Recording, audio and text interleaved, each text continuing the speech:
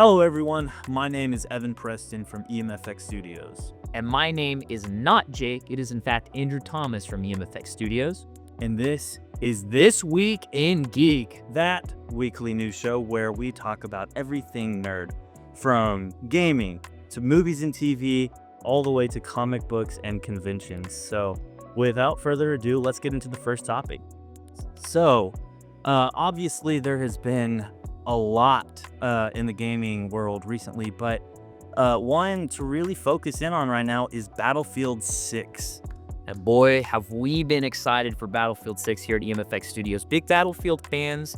We love playing any game that really encourages and rewards online play with your friends. And from all the reviews we've been seeing about Battlefield 6, that's exactly what it does. 100%. It's got people are saying it's got the Battlefield 4, Battlefield 3 vibe. Playing it a little safe, not as crazy with things like Levolution or crazy map design or things like that. But it's a lot of fun. Uses great use of the class system, really good gunplay. And I mean, it's been doing numbers so much that it seems to be already destroying its competition, Battlefield 7. You know, the rumors are that, or I'm sorry, not Battlefield 7, Black Ops 7, on mistake. That's how excited about Battlefield we are. We can't get our things straight. The rumors are that Black Ops 7's pre-orders are actually significantly down from even last year's pre-orders, which Black Ops 6's pre-orders were not great. But does it really surprise you though? No, it doesn't. I mean, people have been getting burnt out and frustrated with COD's, we'll say, antics as of late. I mean, I was talking to, our good friend Drew Easley the other day, and it was just like, he told me, have you seen the new trailer for Black Ops 7? I was like, Black Ops 7? I have it in my mind that we're still on Black Ops 4 or something. And it's crazy how often they try to push out another Black Ops game. And it's just, they haven't done anything revolutionary since 2, really.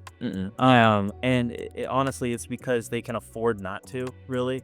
Well, there's people, but maybe not anymore. Wait, how much Battlefield 6 has been kicking their ass already before the game even came out. Call of Duty might be forced to change. But yes, Battlefield 6, pretty great. The only bad thing we're seeing about it so far is that the campaign, pretty lackluster, but with a Battlefield game, who expected it? Yeah, right?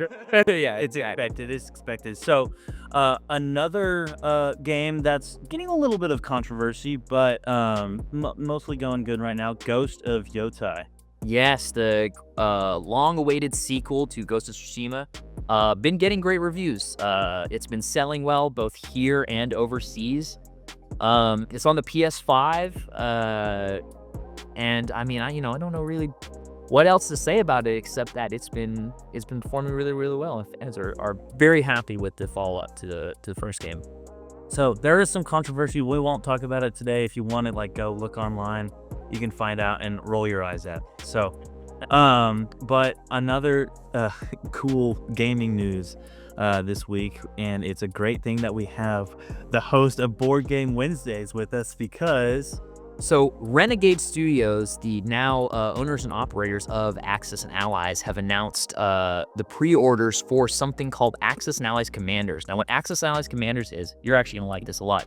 It is a card game element that's being introduced to the Axis and Allies series. So Commanders, it's a deck of, I think, 26 different commanders from across the Second World War and the First World War. Okay. And so the decks can be used on, they're saying, any Axis and Allies ever. It works with all of them. 42 second edition, anniversary, global, and with the World War I generals, even Axis and Allies 1914. So is it like an add-on, or is it a supplement? Yeah, it's a supplement. So basically what it is it gives you various famous commanders and generals and admirals from the war, your Rommels, your Chiang Kai-sheks, your Pattons and stuff like that, and each one has specific things that character do. For example, a Rommel one might have, you might not know what this means, but when you play it, if you use the Rommel one as Germany, all of your tanks hit on 4s now instead of 3s or stuff like that. Or your tanks can blitz through the Sahara or something like that. They have different little, if you play as commanders, General Zhukov, you might get an additional 3 infantry. So you get every some round. cool perks. Exactly, cool perks, and apparently there's a beginner and a advanced way to play with each card. Very cool. So it's just adding another way to play the game. Exactly, and I think trying to capture sort of how popular specifically card-based board games have become. Yeah. Obviously Magic the Gathering has been huge for a while, but there are a ton of different brands that are branching out into card games. Speaking of card games, stay tuned in because we are actually in the pre-production phase of working on our own. So anyway, stay tuned in for that. But now we are moving on to movies and TV. And earlier this week, we got something pretty exciting. Invincible season 4 teaser has dropped, and I love Invincible so much. I've watched the first season probably 4 times, the second season twice, the third season twice already. It's ridiculous. And I've read some of the comics. I love the story. And it was funny because Andrew and I were talking earlier today. And what did you tell me? I asked him, I said, so is this the season 3 reveal trailer or a game coming out? Like, what's going on? It had been so long. Yeah, Invincible fans remember, it was so long between season 1 and season 2 that I genuinely did not realize that a season 3 had already came out because I was expecting a whole other gap. So when Evan said, no, it's season 4, I was like, what? Wait, when did that happen? Right. So, point is though, Invincible is back again, and he's coming out in March of next year. That's soon. That is very soon. That's very soon. When did season 3 drop? So season 3 dropped. Man, people are gonna roast me in the comments, but I don't know. I don't remember. Sometime last year. I remember watching it. I think last summer, but anyway, it wasn't long ago. Right, and this animation is pretty good, so it's like, man, those artists are working. Studios working in overtime. Yeah. Yep. We feel you guys. Send some of them over to Spider-Man. Get them to finish the Spider-Man movie. Yeah. Come on. But to wrap up the Invincible, basically we got a few new nods to what's to expect, and there's a big villain. That has been kind of shown, Conquest, and he's not Conquest. Well, you'll see the villain, and it's a big one. I think it's Thrag actually. So, comic fans will know what he's talking. Yeah, you will. So don't roast me in the comments, or do honestly. But yeah, so that's a big one. And moving on to. Not a superhero, not animation, but a horror movie. Tis the season. October. It is October, and Black Phone 2 will be coming out tomorrow. So the first Black Phone movie, and today, when you're watching. Yeah. Today when you're watching this, tomorrow from when we're shooting this. So the first Black Phone movie, we found out actually just recently that is based on a short story. Collection of 4 stories. It got a pretty decent critical reception, made a ton of money at the box office, and so ahead of the release, it's getting pretty much kind of the same reviews as the last movie did. So fans of the first movie will probably be very happy with whatever they came out with. There's a decent amount of hype behind it. It's probably going to make a lot of money. From what I understand, though, they brought the character back from the dead. This is a classic horror movie move, which could signal a long-running franchise if it continues to make money, which is great, but horror fans have known this fatigue for a long time. Superhero fans are recently making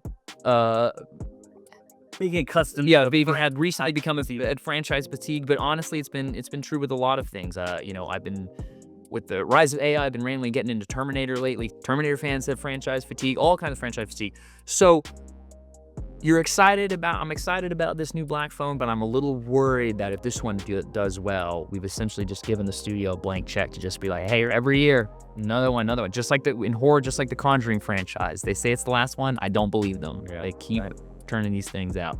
Yep. So, speaking of potential franchise fatigue and more just franchise nonsense, Tron Ares. Yeah. So, Tron is an interesting case with franchises, right? Because the first Tron came out in the 80s.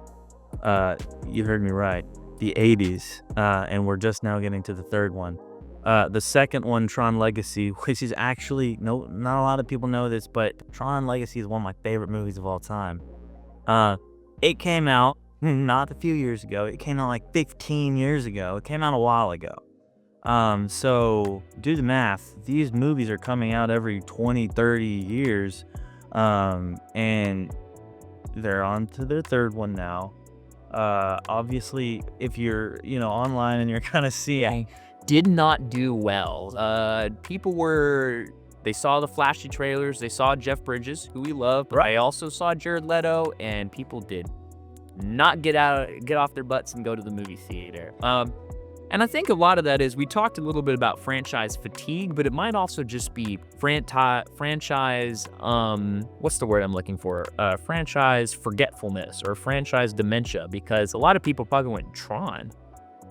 Not you, but most people went Tron. I haven't thought about Tron since I stopped by, the classic arcade in my town 10 years ago. And it's a little bizarre, again, the state of maybe movies these days, that instead of putting out, something new, and I don't mean to be that guy, but truly they're bringing back a franchise that hasn't had a movie in about 15 years. It started in the 1980s. So Tron has had like an interesting production lifespan, right? Because Okay. originally, Tron Legacy, they wanted to do another one right after that, with the cast of Tron Legacy. And if you know Tron Legacy, you know the story, you'll kind of understand where they were going to go with that. Mhm. Well, it was going through what we in the industry like to call production hell. And it was getting passed around. Disney execs were like, and eventually, for whatever reason, 15 years later, they decided to redo the whole story concept, bring in the franchise killer Jared Leto, and not have anything to do with Tron Legacy. Oh, really? The movie has nothing. Yeah, the story, I mean, there's like one throwaway line that references Tron Legacy, the characters there. So interesting. But at the end of Tron Ares, they kind of hint at, okay, maybe we will continue the legacy story, but it's looking like that's not going to happen now, because I mean, Disney screwed the pooch with this one. The numbers are awful. It's likely not going to see the light of day, which sucks for me because I loved Tron Legacy. So so wrapping with movies and TV and going into comic books and conventions, we have a pretty cool convention here in Texas now, which is the Big Texas Comic-Con. So if you're in Texas and you like going to Comic Cons and stuff like that, you'll probably at some point stop by, Fan Expo in Dallas. And over the years, Fan Expo has been kind of getting a little crowded and the guests haven't been as good. But a Comic-Con that has been doing pretty good for the last few years has been actually the San Antonio Comic-Con. And it's the Big Texas Comic-Con. And just listen to some of the guests who are coming. So Homelander from The Boys, we got Stephen Amell from Arrow, we got the Cobra Kai cast and more. I mean, the fan festival that was just like 2-3 weeks ago that I went to with my dad in Irving, they had like D listers maybe go to that. And I love fan festival. It's one of my favorite things to go to. I love seeing, the people there. You get connected and you recognize, people from your nerd communities, right? And that's a great thing. But also, these things aren't cheap, and you still want to be able to experience the cool big guests. Well, the San Antonio one, it's a little bit of a drive if you're North Texas up here, but it's worth going out and checking it. So I'll definitely be trying to make it down. Yeah, if we can, that's awesome. So, and then our last topic, it's actually a Batman topic, so I love that. It's actually Batman number 1, or volume 1. And So explain to me what that is exactly. That was a little unclear. so, a lot of people are like, okay, Batman Volume 1, the one from 19... Yeah. Detective Comics #1? Yeah, right. So, no, there's... If you look up online, there's going to be a lot of Batman #1s, Batman Volume 1s, whatever. But no, this one is... I mean, they do this thing every 5 years or so, which is they relaunch a series of Batman runs. And so it's pretty funny because this one came out and a little bit ago, and it has already gotten 500 million copies. So Wow, for a comic book. for a single issue, 2025. for a single issue, that's massive. So it's already beat the records for the year, and we can't...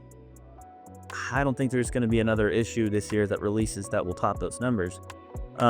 So it's pretty cool. There's a new Batman redesign, and people are liking the run. So go to your local comic shop, support those guys, and buy yourself Batman Volume 1. So, with that, we're kind of wrapping up the main. Real quick, before we do, let's hear real quick what Jake has to say about all these topics. Couldn't be in studio today, but like a good news reporter, he's on the scene ready to tell us about it. Jake? Personally, I'm extremely excited about the Battlefield 6 launch. It's done super well. The performance has been really good. The numbers have been huge. I know Sony's putting some of the marketing that they put into COD into Battlefield, so I think this is going to be the big switch between COD and Battlefield, at least me personally. I'm going to be playing it. I hope y'all do too. Black Phone 2 looks like it's coming out. I'm really excited. I enjoyed the first one. It was pretty scary, but I'm a huge Ethan Hawke guy. So it's cool that he's actually slowly becoming a horror legend. So hopefully this movie's really good and it's really scary and we'll get more Black Phone films. Our #1 selling comic of the year, Batman #1, sold over 500,000 copies, which is a huge number. I think comics might be making a comeback. I'm really excited that Batman is still hot. You should be too. Also really cool that Absolute Batman is still roaring and the Absolute universe is blowing up right now. Very nice. Thank you, Jake. We appreciate that. What were you saying, Evan? I'm so sorry. No, basically just like that was that's pretty much all we have this week. Andrew, do you have anything else that you want to say to the guys, or? No, just I had a lot of fun coming on here. If you guys know me from our other series, Board Game Wednesdays, like to let you know I'm working hard on that.